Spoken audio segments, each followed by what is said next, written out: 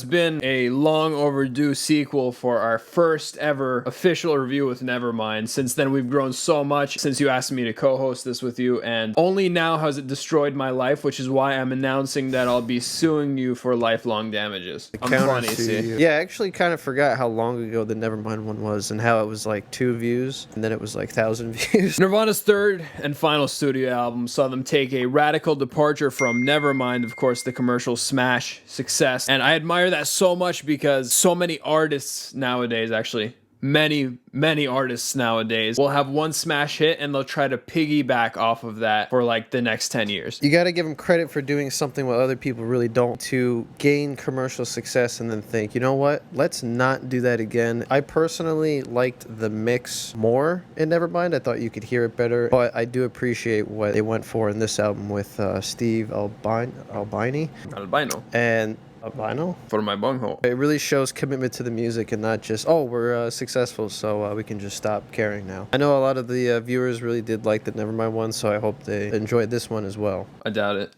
Without further, Bovine Excrement. Serve the servants. Serve the servants, oh no. Immediately you can hear the radical change of direction production-wise with the rawer sound and even much heavier guitar. There were points of this album where it almost sounded like a metal album. Just like how they said they wanted to go back to the roots with this one and their first album, Bleach, Kurt really went heavier and crunchier. Not that Nirvana was ever rainbows and sunshine. This song also is in relation to Kurt's father, which he loved. With. Yeah. No, he said he loved him. He just hates him at the same time. Even the vocals sound unlike anything else, almost like they put a stereo spread effect on them. Structurally, this song is one of the weirdest things I've ever heard. Points where you think someone played a wrong note, but then it immediately gets back on track. That's pretty much the whole cutout of In Utero, honestly. Kurt, he's more of a rhythm guitarist than lead. There was so many times where he almost shined through with lead, and then he pulled himself back. You said never mind. I'm on a roll here. I'm just on fire. And then we get to probably the most atrocious, stupid, moronic outro I've ever heard in my life, which somehow made the song even better. I give this one a 7. I couldn't agree with you more, 7. I swear this is a metal album. The opening riff is not something that I expect to hear from Kurt Cobain. The entire intro is energy-filled and excellent, and then we get to the Mike Portnoy constant motion vocals. I get it's supposed to be like more fuck you music, but it just has a little bit too much fuck you behind it, where it's just like, why? Intro, one of Dave Grohl's like best drumming works. One of the coolest riffs I've ever seen from Kurt. Chris coming in heavy, and it's just like this awesome way to start it off, and then he just absolutely bleeds your eardrums. Why is this here? I really like the initial direction, and then we came to a screeching halt, like a bullet train trying to stop in less than 50 yards. Like, literally, that's actually what it sounded like. A couple songs on here that kind of give endless, nameless vibes, but definitely some redeemable sections as well. I give this one a 6. Definitely redeemable enough for me to give it a 7.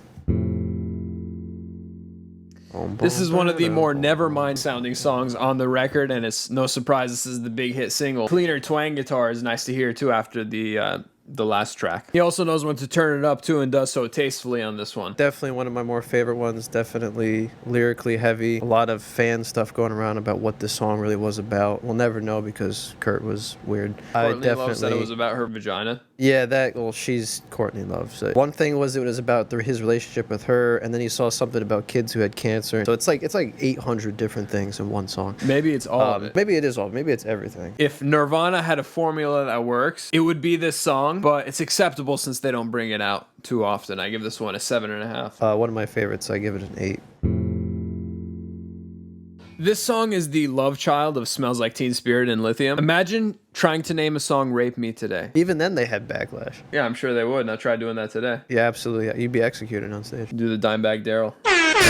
Oh, shit. Lyrically, it sounds like an AI auto-generating some Nirvana lyrics. It's got all the nasty lines about, kissing open sores, all that shit, and then the song title screamed 6 million times. Definitely the formula thing. The way it was mixed at the beginning is so quiet that you had to jack the volume up so loud just to hear any form of music, and then it explodes in your ear. But see, you're missing the point here. The production flaws are art, and you're not understanding that Nirvana can do no wrong, even with production issues. This was intentional, and therefore, because it was intentional, it's good.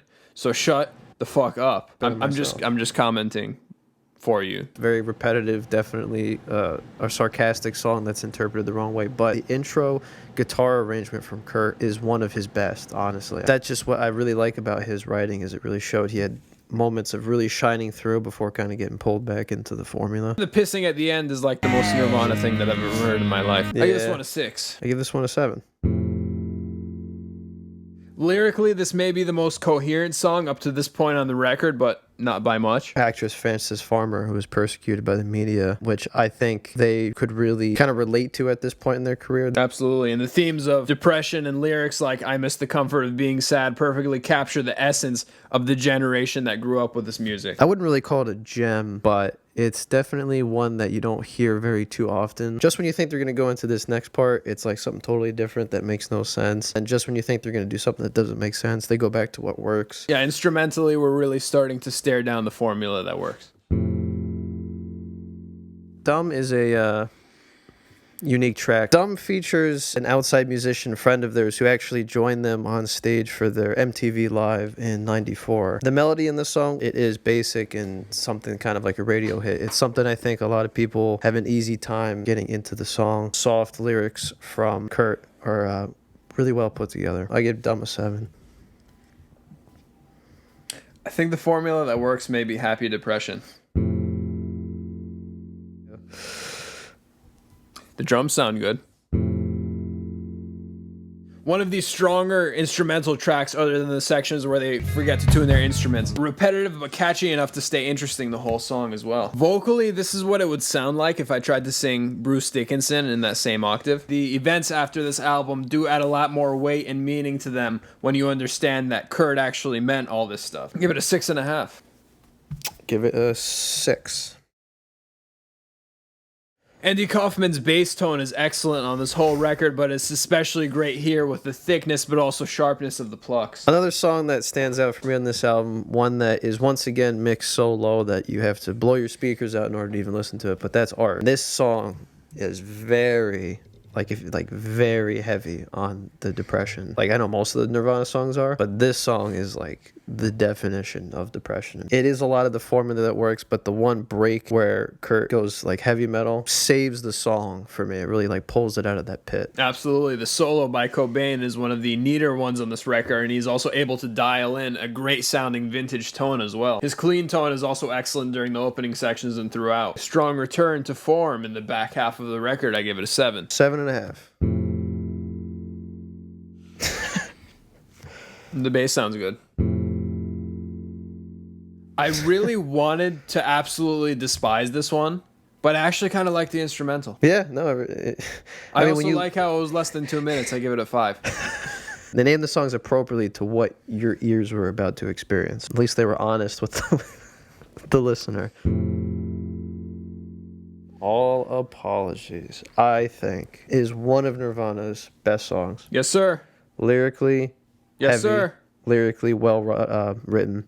Yes, sir. Excellent guitar progression. Yes. Great heaviness while keeping the same mellow feel. Dave and Krist work together perfectly. The only song prior to this review that I heard from this album, one of the more polished radio-friendly tracks on the record with more attention to detail on the production and the structure of the song. That's evident with the vocal effects on Kurt Cobain, not something we hear frequently on this record. Kurt, staying in the range that he does, provides a great layer on top of the instrumental, especially during the final chorus. Also features one of Kurt's best guitar performances on this record, in my opinion, carrying the melody really nicely. It's a great song classically with how they played it, and also if you ever watch it on their MTV Unplugged acoustically. It was also perfect that Dave assisted in the final words to the final Nirvana song, as it's almost a perfect transition into his legendary career with the Foo Fighters. It's a perfect song to end the album and to kind of end his career there. Easily the best on the album. Give it a 7.5. One of the best. I give it 8.5. Overall, I still maintain that it's admirable that they went in a different direction, but Nevermind provided more memorable moments. While In Utero has some great moments by itself, like the closer, it almost felt like at times they were trying to see how ridiculous they can get before the mainstream just totally shut them off. That can also be supported by the fact that Kurt struggled so much with the mainstream attention, which ultimately led to his demise. There's just something about Nevermind and the way it was put together that it just seemed like a more solid piece, whereas this one, they were already famous, and they wanted to keep their fame but also go in a different direction. Nevermind was like a nice sandwich where just like everything you ordered is on it, whereas in Utero is like a sandwich and it's got like pickles and onions and crap you didn't want, and you're kind of like picking it off and just keeping what you like. While I was expecting to hear something different than what I did,